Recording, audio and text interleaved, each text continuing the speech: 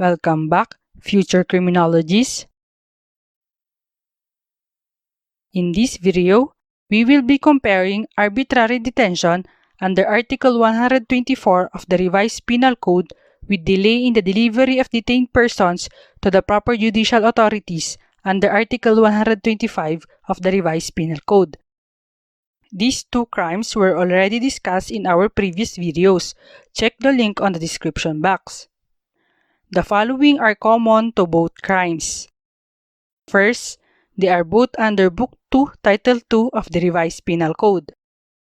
Second, they are both crimes against the fundamental laws of the state. Third, the concept and scope of the word detention are the same to both crimes.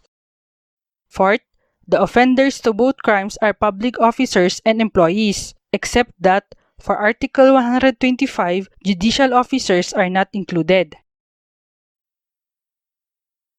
Next, how they differ. The following are the difference between Article 124 and Article 125. In Article 124, the detention is without legal grounds, whereas in Article 125, the detention is with legal grounds. In Article 124, walang valid grounds para i-detain mo ang biktima. In Article 125, may valid grounds.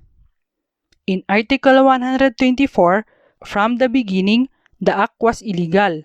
Thus, the arrest is illegal. Since in Article 124, the arrest is without legal ground, then it follows that the act is illegal. In Article 125, the arrest is legal, but the subsequent inaction of the arresting officer will bring about the crime under Article 125. In Article 124, there is no required period of detention in order for one to be held liable under Article 124. The period is material only in the imposition of penalty.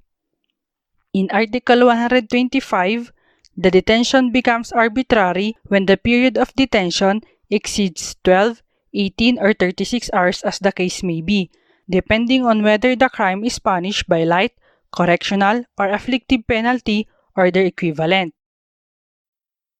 Thank you for watching. If you like this video, don't forget to share it and to subscribe.